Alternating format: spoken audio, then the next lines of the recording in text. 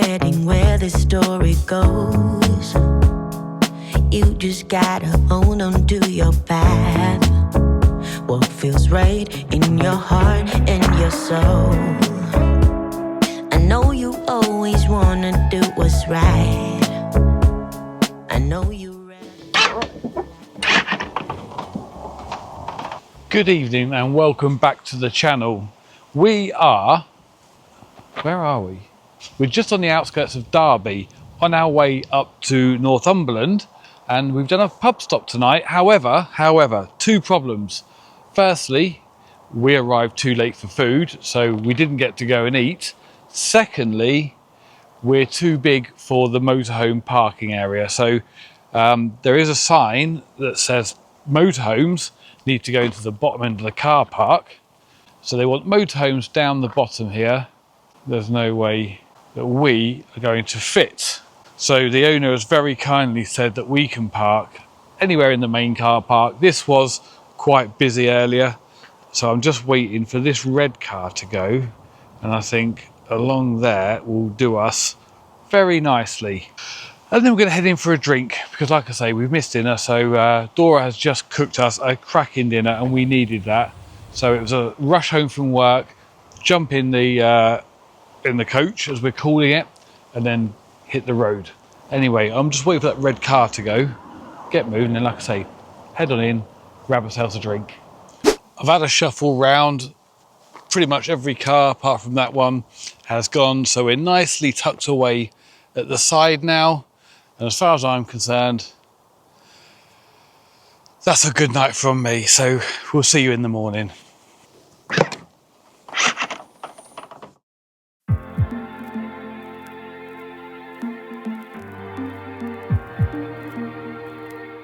Good morning and welcome back to the worst pub stop review ever. We didn't eat here. We were too late, as I said last night, but I can say the owner was super friendly and helpful. We went in, we had a couple of drinks. They do serve Pepsi Max, so that's a winner. And Dora had a pineapple and lemonade off of the 80s, so I thought I'd join her with a bag of pork scratchings, also off of the 80s. So anyway, really friendly. Even though we couldn't fit in the main bit of the car park where they want the motorhomes, he let us stay. Everything you saw last night. But yeah, when we went in, couldn't have been more happy. So if you are in the Derby area, then this is an absolute find. We'll put the link in the description because it's literally just minutes off the M1, and there's a good marina around the corner. I bumped into a guy last night who lives on a boat in the marina, and yeah, it looks super interesting. So that's all good.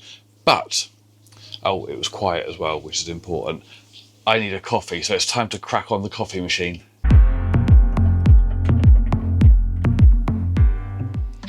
I've just got a little bit of work to do whilst Dora gets ready.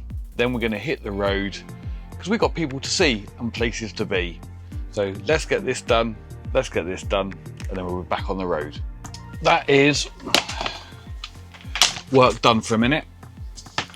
So power-wise, just to give you a quick update for all you power lovers, we're on 90%. We're pulling in just under 1200 watts, which isn't bad because it is quite overcast today. And yeah, we've been running a fridge all night. I've obviously had my computers on. I'm charging the drone. I've had the coffee machine on, the kettle on. Dora's just had the hairdryer on. So we're loving it. We're doing all right. But I have got a slight problem as well. Not one I need a doctor for. We've got an issue with our levelling system. So when I raised the legs yesterday off of our pitch, EMP system just seems to lock out and then just start beeping constantly. I think the system thinks the legs are still deployed when they're not. So I checked, obviously, they're fully raised, but I get a red light and a symbol saying that the jacks are down. We set off and I thought it would clear itself and it didn't, and we drove for 10 minutes and the beeping was doing my nutting. So I pulled into a lay-by and I pulled the fuse out. So I'm going to go and put the fuse back in, and when I start it up, see if it's cleared or not. If not, the fuse will have to just stay out. The only thing is I can't level when I get there, but let's have a look and see what happens.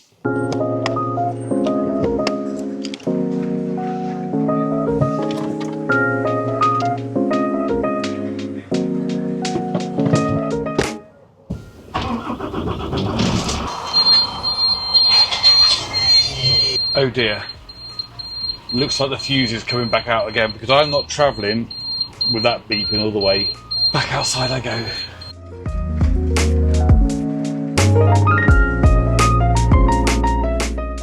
We left Shardlow with the alarm temporarily disabled and headed north for a motorhome.com rally.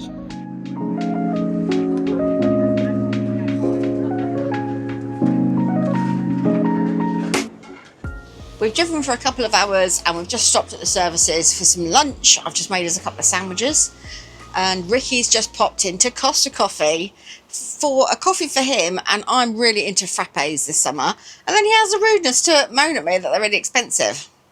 Am I not worth it? As soon as he gets back, we'll be heading up for hopefully the last 2 to 3 hours and meeting up with our friends. He's back with my coffee, well, my frappe. How much do you think that is? It's worth it. I'm worth it. How much? I'm worth it. £6, About £5. £6 10p. Yeah, well, we're in this motorway services, aren't we? £6 10 pence. Look at that. Unbelievable. Right, come on, let's go.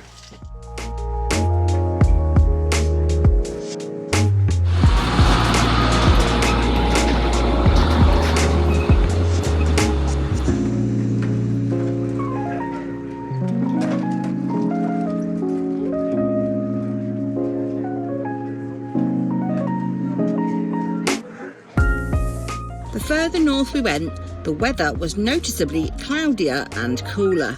Not really what we wanted, as we planned lots of communal cooking. As soon as we arrived, Ricky couldn't wait to get hold of the new solar panel from Darran and have a go. It did take 4 of them to try and work out how to put it up, but it kept them out of trouble. We have arrived our destination, and yes, the bus is in the middle of a field. I parked across the field, not because I parked like a muppet. I was actually asked to by these guys. I thought they were pleased to see us. I actually just think they wanted a bit of a windbreak because the wind is whipping across here. So I've parked across, kept my 6 metre distance as per the rules, because we stick to the rules. Loving it. I've also got over here, let me just show you. I've got my ground array set up for the first time. Not looking its best, to be honest. I think the wind's got hold of that, but I'll adjust that in a minute. So the ground array is set up. That's pulling me a little bit more solar in, especially as the sun drops a bit later. That will pay dividend. I'll have to keep moving it, obviously. But yeah, other than that, this is home for the next few days. Good morning from what is the middle of a field, to be quite honest. Anyway, we've got some excitement this morning, if you can call it that. Because overnight, the tank for the toilet waste has decided it's full. So we've kind of gone from nothing. It then went to 30%. So we thought that's good because it's registering. But oh no, it didn't stop there. So we woke up this morning and the control panel is telling me we're all red on the toilet. And when I go into it, 100% full. So we've got to go and work out how we empty the thing. Exciting times, right? But we need to crack on and do it. We drove from the rally field back to the Elson point and Ricky carefully reversed in between the bollards.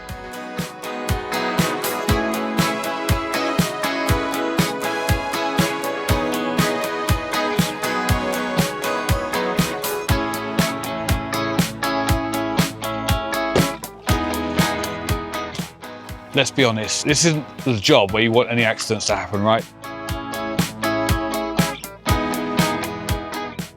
Oh, it's going down, literally going down. 30% now. What's the waste? 30%, I might as well drain that as well while I'm here, mightn't I? Fresh, 50, I'll top that around the corner. So there you go, it looks like we've done our first toilet empty. So if you like quite literally content like this, we're your channel. Stay tuned. If you haven't subscribed, make sure you do, because I don't think you're getting this anywhere else. Now, what I have got also is we've got these hoses which are to backwash your the tank. Now, I'd like to do that, but there isn't a tap here. So the water for your rinsing your cassette or whatever comes from this water butt. which is normally fine, but due to the weather we've had, there is absolutely nothing in there, nothing at all. Just like Ian Bill, it's got nothing left. So I've just opened the wastewater tank now, and that's giving that hose a really good flush through, just with the wastewater, so from the sinks and the shower. Simple as, really. We've got a little bit of a solar farm going on here. Darren's got his 2 panels out. We've got ours out, which is battling against the wind. We've also got our locker open because I've got a top tip for you if you are off-grid camping, and my top tip is just park next to Darran. That's all you need to know, right? Because he has sorted us right out this weekend. Let me show you what he's gone and done. Now, you probably know Darren's got his dishwasher in his motorhome and he's got his deep-fat fryer. But this weekend, what have you gone and done? I bought the kebab machine out, mate. A kebab machine. Now, he's already asked people on his channel, but I'm going to ask you as well.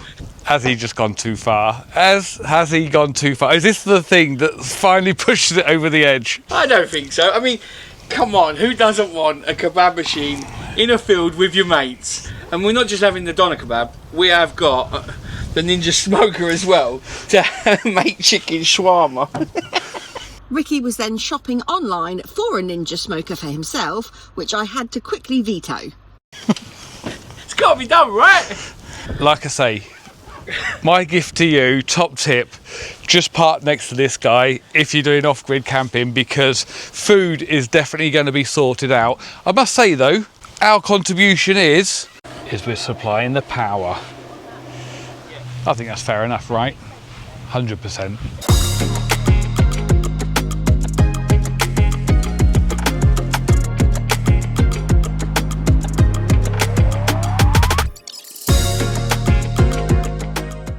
Darran has cooked up an absolute storm this evening, so thank you very much, Darran. I do have to say though, I think the kebab machine is probably pushing it a little bit in a motorhome, but nevertheless tasted amazing, so thanks very much. And the chicken was awesome as well. I'm glad to say also the wind has dropped, so it does feel a little bit warmer, and we're not strapping everything down as well. But we're going to sit down, carry on talking absolute rubbish for a little bit longer, and then we will see you tomorrow. Also, I've put my solar panel away, and I don't know if you can see in here, it is not looking its best. That's a problem for another day. I'm quite happy with the boxes at the front there. I've made a little kind of shelf type thing, and they all stack up and they do not move when I'm driving. The rest of this is just work in progress. That's all. So that's a problem for another day, like I say. So for now, I'm going to go and join the others. We'll see you tomorrow.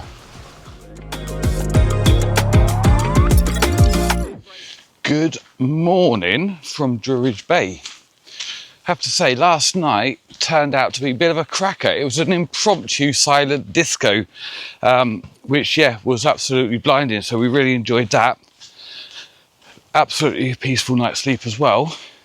Now, I'm going to try and find the beach. If you think about coming up this way, the country park here, the Druridge Bay Country Park, there's all sorts going on here. This morning there was a park run, which really, unfortunately, I missed that.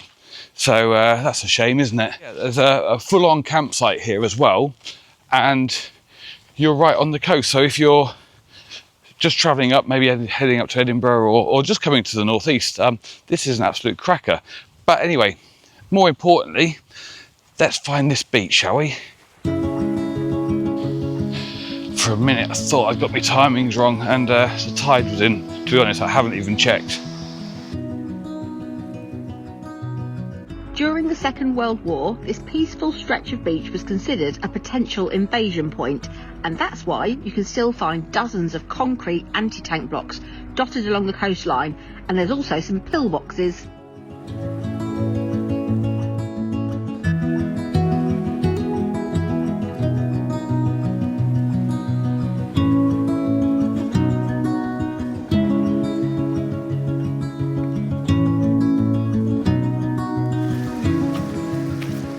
It's about time I headed back now, as Dora will be wondering where I am. Dora's been editing all morning for you, so the video goes out tomorrow, so no pressure or anything. But she's also stopped to cook me some lunch. Look, well, cook us some lunch. What an absolute superstar. What have we got going on over here? Carbonara.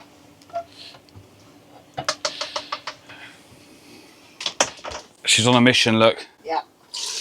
Carbonara from scratch as well. I can't complain at that, can I? And you know what? We're going to eat outside as well. It's beautiful today. Absolutely beautiful, which I'm happy with because we caned the power yesterday.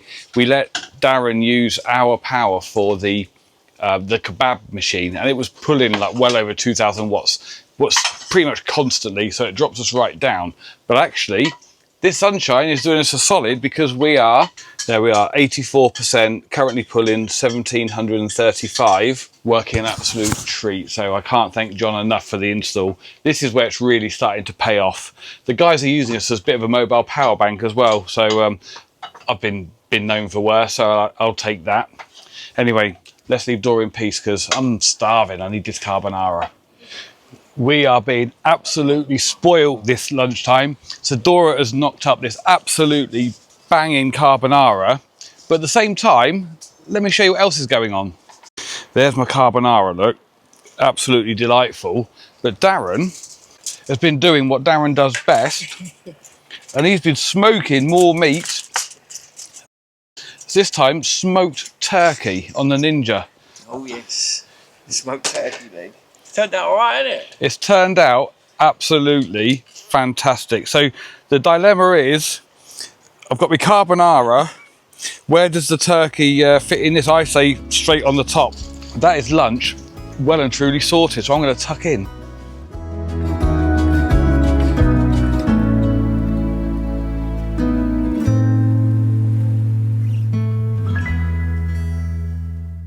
Good morning, and I hope you slept as well as I did, because that was another cracking night's sleep in the Concorde. I do have to say though, something very strange is going on this morning. I don't know what to make of it. What do you make of this? What is all this wet stuff? It's tipping it down. We haven't seen this for a while. Luckily, we knew it was coming because the forecast said so. So we packed everything away last night, and so nothing is getting wet. But yeah, it's actually raining, and it hasn't rained for so long. So I think I'm having a bit of a work morning this morning. Dora's having a bit of a lie-in. Excuse me, at the time you recorded this, it was 8:25 a.m. I don't think that's much of a lie-in. What does everybody else think? Is 8:25 considered a lie-in? I think I was up by 9 on my day off. And we'll see what the weather brings, but I've got a great little setup here with my 2 screens, laptop, sat very comfortably in my big old captain's chair. What's not to like about that? So yeah, so a bit of a work morning, not a lot going on. Yesterday was a great day, just chilled out, didn't record much because literally catching up with friends and sat around talking rubbish all day, and quite frankly, you don't need to see that. I'm really disappointed because today is my day off, so it's actually the day that I had to go and explore the surrounding area, the beach, the lake, and it's tipping it down, so I feel I've missed out. I'm hoping for a break in the rain later so I can go out and explore.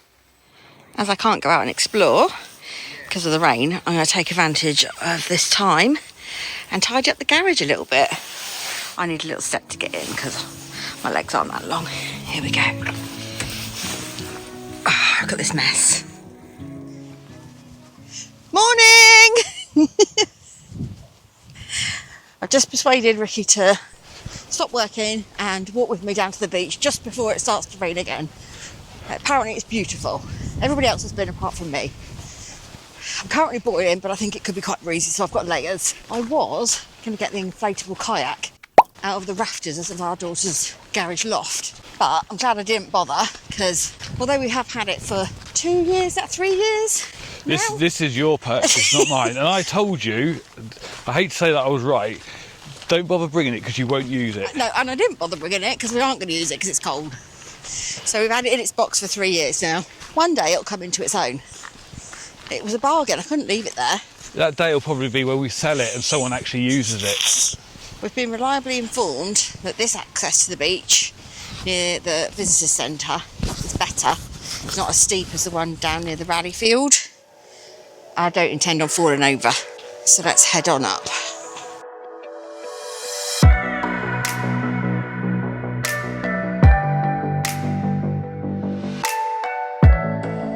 That's a great idea.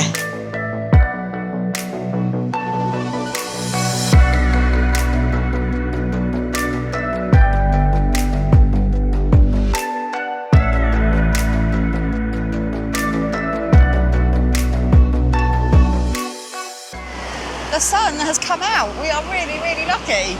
So we're going to make the most of it. I don't need a jumper at all. Boiling, aren't you? I'm sweltering. I came prepared for rain. Rain I have not got. The sun makes such a difference, doesn't it?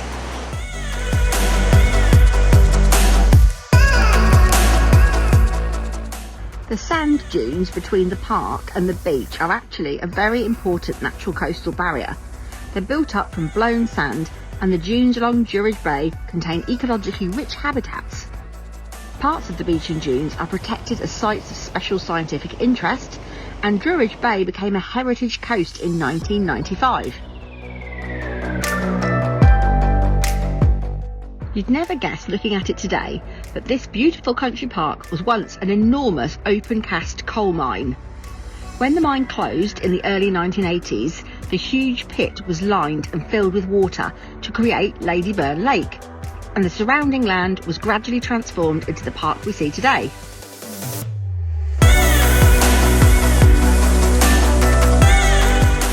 I wonder if this black is coal.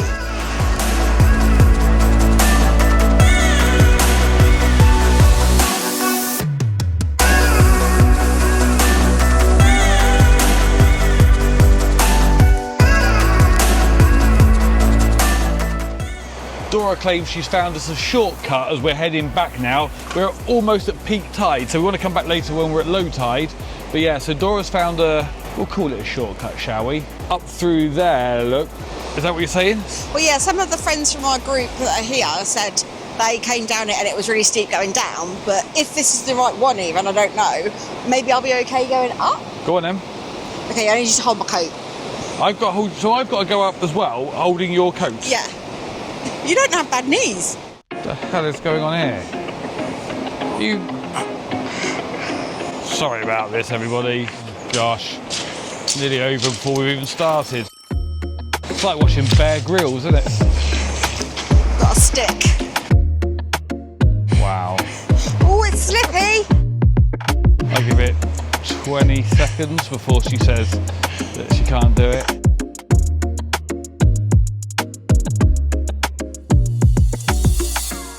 Come and see the snail. Why am I whispering? Pardon? I said, come and see the snail, and then why am I whispering? It's a snail. I think, right, can we hurry up? I think we've all seen a snail before. But look at it, show the people. Just in case anybody hasn't seen a snail before. Right, hang on. I've got to get traction. This is another David Bellamy moment.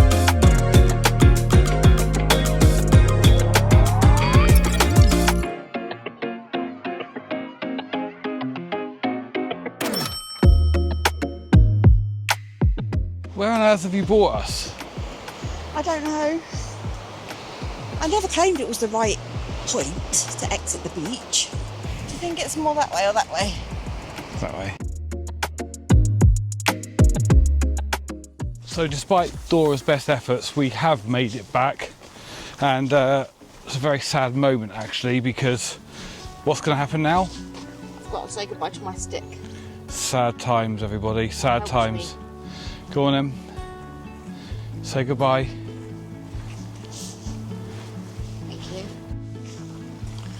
And there it rests. And off she goes.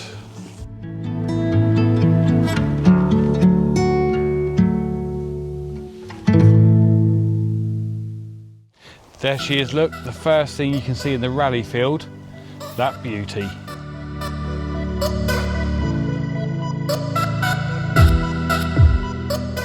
After our beach exploration, I went to the visitor centre with a few friends for some coffee and cake, and I secured the last gluten-free millionaire slice. We could see the Concorde from the visitors centre as well. I'm not saying the back end sticks out, but...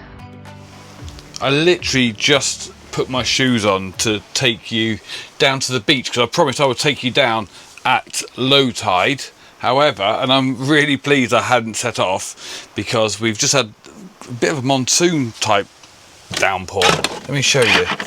It's absolutely tipping down now. Unfortunately, the trip to the beach is temporarily off. You can probably see it more on that side.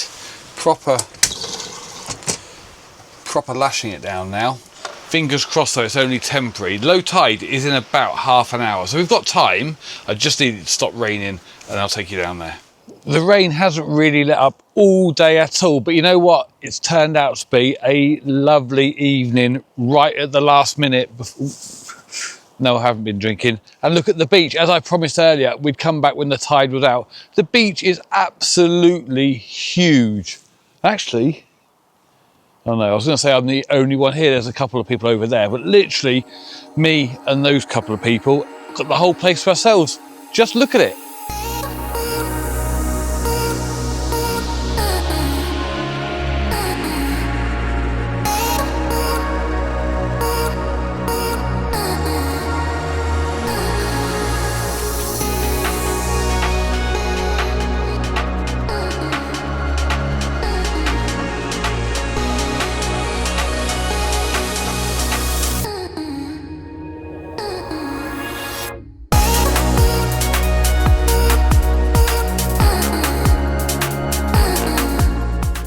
Good morning from our final day up near Morpeth. We are just, well, I'll say Ricky is just backing the Concorde in to the Elson Point area so that we can do our services before we head home on the 6 or 7 hour journey. That's all my services done. Didn't really need to, but thought why not, as it's so easy here. We've got about a 7-hour drive back to Swindon, but the sun's in the sky. Hopefully we get a clear run, and that wraps up the weekend. I think it's been a good one, hasn't it? Yep, it has. The van's been absolutely brilliant. Van, motorhome, RV, been brilliant. I've been cooking in it using all of the kitchen area, and it's been great. Apart from the gas hob, it just seems to take a little while longer than normal for things to cook. I don't know why that is. Has anybody got any suggestions or ideas why that might be? Why the gas isn't perhaps as strong? Is that a thing? Is it a thing? But yeah, other than that, we've been loving it, and we keep learning, keep testing stuff, but we do need to go.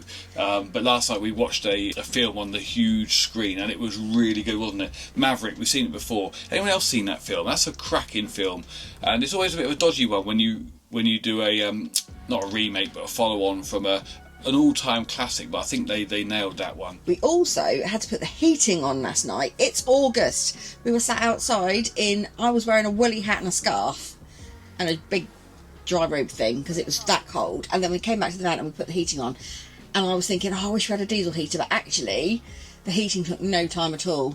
Yeah, and I did the same this morning. I was up first. I just thought I could do a bit of heating, and it warmed up so quickly, and then just kept the heat. It was actually too warm in the end, so a big tick for the heating in the Concorde. We need to hit the road because I've got work tomorrow.